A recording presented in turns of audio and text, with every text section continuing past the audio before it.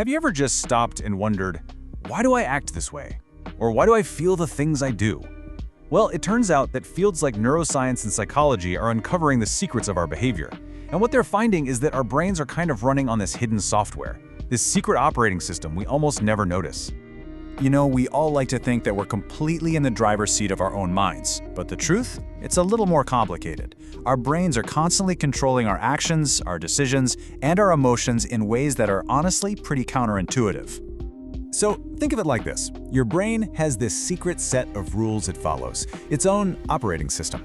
And today, we're going to pull back the curtain and take a look at some of the most surprising rules that guide you through your everyday life. Okay, first up, let's dive into all the ways your mind can be, well, surprisingly misleading. You might not be as in control as you think you are. Let's start with a big one, the myth of multitasking. I mean, sure, you can walk and talk at the same time, because those are pretty automatic. But try to read a book while you're watching TV? Science says, nope, not gonna happen. Your brain can really only handle one complex task at a time. So what feels like multitasking is actually just your brain switching its focus back and forth incredibly fast. And here's another fun little mental glitch for you, the Dunning-Kruger effect. To put it simply, it's a cognitive bias that makes us pretty terrible judges of our own skills. It creates this huge gap between how good we think we are at something and how good we actually are. And this is how it usually plays out. You've got people with less skill who tend to really overestimate their own abilities. But then, on the flip side, you have highly competent people who often do the complete opposite. They underestimate their own intellect and totally downplay their potential. It's this wild paradox of self-awareness, and just knowing it exists can be a game changer. Do you think your memories are like perfect little video recordings of the past? Well, think again. Every single time you remember something, your brain actually changes it just a little bit. You're not really remembering the original event, you're remembering the last time you remembered it. It's like making a copy of a copy of a copy. Things get a little fuzzy. All right, let's switch gears and talk about our social lives. Our brains are fundamentally, deeply wired to connect with other people, and sometimes in ways you would never expect. Let's be real for a minute. Just think about your last few conversations with your friends or your family. What percentage of that time was spent talking about other people? The answer is probably going to surprise you. Researchers have found that up to 80%, 80, of our conversations are actually gossip. But wait, it's not all malicious. Psychologically, we use gossip as a key tool to get social information, to understand the world around us, and to figure out who we can and can't trust. And that social wiring, it has some incredibly powerful physical effects too. Did you know that just holding hands with someone you love can literally reduce physical pain and lower your stress levels? So what's the science behind that? Well, when you have that physical connection, your body lowers its production of cortisol, that's the stress hormone. And at the exact same time, it boosts oxytocin, which people call the love hormone. And that makes you feel bonded and safe. It's basically a chemical hug. Okay, so what about emotional pain then? What do you think is worse? Going through a really tough breakup, or say, breaking your arm? This is just incredible.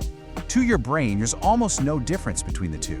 When you experience social rejection, your brain releases the same natural pain-killing chemicals it does when you get physically hurt. It literally can't tell the difference, which is why getting rejected or left out can feel so physically awful. All right, let's move on and talk about the really powerful reward systems in our brains. The ones that drive our cravings, our compulsions, and sometimes even our addictions. It turns out both junk food and social media can hijack your brain's chemistry in a very similar way. When you eat junk food, it triggers the same reward centers as drug addiction, and you get this flood of dopamine that just makes you want more. Social media does the same thing. Dopamine creates this intense craving for new information, and every new post or notification gives you a tiny hit of gratification that keeps you scrolling. So if you want to break one of those bad habits, or maybe build a good one, how long does it actually take?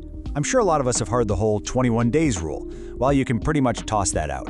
Newer research shows that, on average, it takes about 66 days to form a new habit. That explains why so many New Year's resolutions fail by February. People aren't even halfway there yet. Okay, it's not all about brain glitches and weird compulsions. Let's end on a high note and talk about a few simple ways you can actually work with your brain's hidden rules to boost your creativity and just feel better. Take a look at this number range. Any guesses what this represents? This is the percentage of our waking day that our minds can spend just wandering, daydreaming. Yeah, we're always told stop daydreaming and focus. But it turns out letting your mind wander is actually one of the most productive things you can do. It boosts your creativity, helps you process your thoughts, and lets you mentally run through different scenarios, which makes you a way better problem solver.